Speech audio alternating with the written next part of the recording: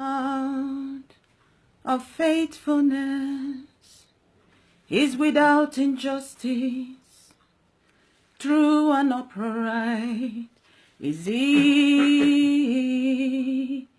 He's a God of faithfulness without injustice,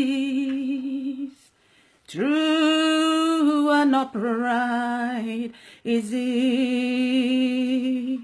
He's the God of faithfulness without injustice, true and upright is He. He's a God of faithfulness without injustice, true and upright is He.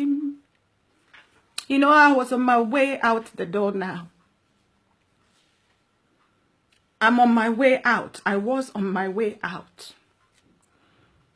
And the Lord stopped me on my tracks because of somebody. Because the Lord heard your suicidal thoughts. Do you know that our thoughts are loud in heaven? You are contemplating suicide even as I talk now. The Lord stopped me on my way out because of you. I thought it was just one person. I said to the Lord, when I come back home this evening, I will talk to this person. But the Lord said, no. There's an urgency in my spirit. Because this broadcast is a matter of life and death. Why do you want to take your own life? What is it that will cause you to take your own life? You know, one of you, because the Lord says there are more than 7 of you thinking of suicide even as I talk now. One of you said to him, if you exist, if you are God, then say something to me. And this is why the Lord stopped me and said, go and talk to them. You know, the story He's giving me for you right now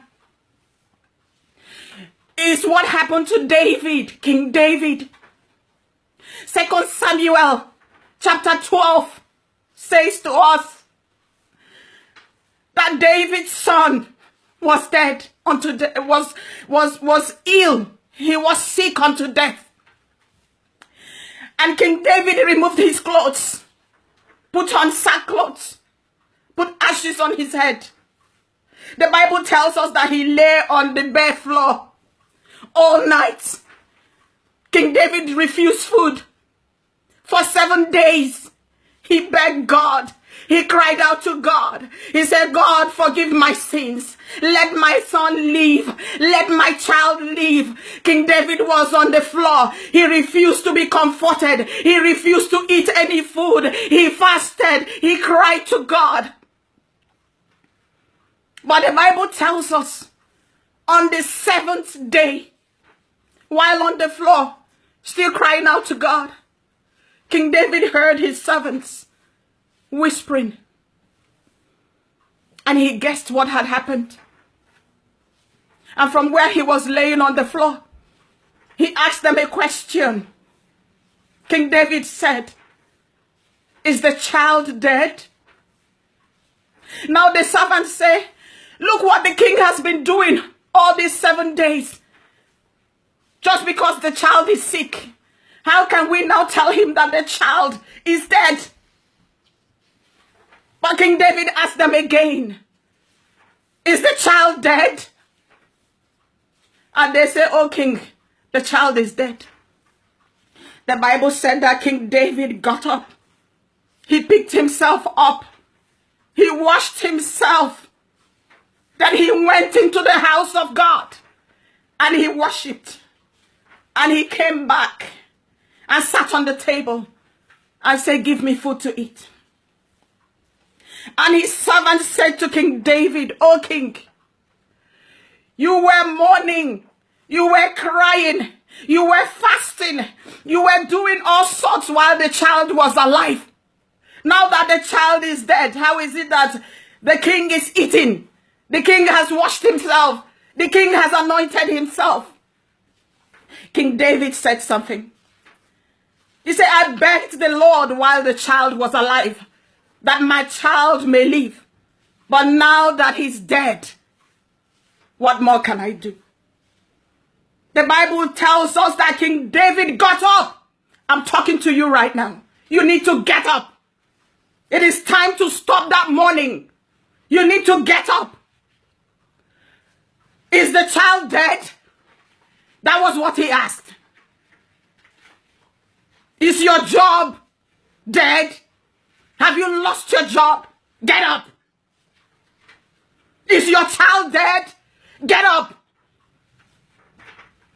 Have your application been denied? Get up. Get up. I'm talking to you. It doesn't matter what the reports the doctors have given unto you. This is the word of God to you this morning. Get up, child of God. Get up.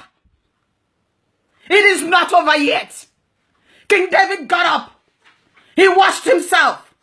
He anointed himself. He went into the house of God. He worshipped God.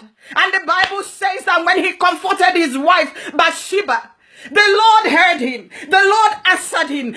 Bathsheba became pregnant again. You can be pregnant again. You can be pregnant again. Regarding that issue, you can be pregnant again. You can live again. There can be joy again. You can dance again. You can laugh again.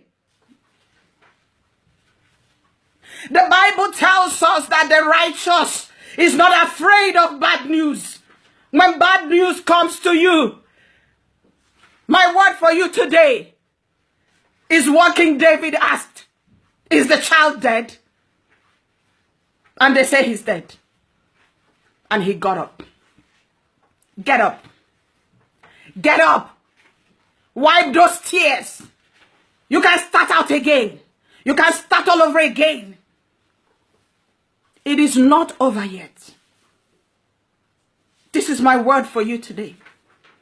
And I prophesy unto you, you will not die.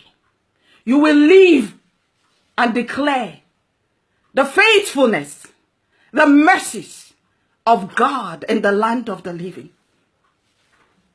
I want you to inbox me, because he didn't stop me on my path, on my way. He did not interrupt my schedule for nothing.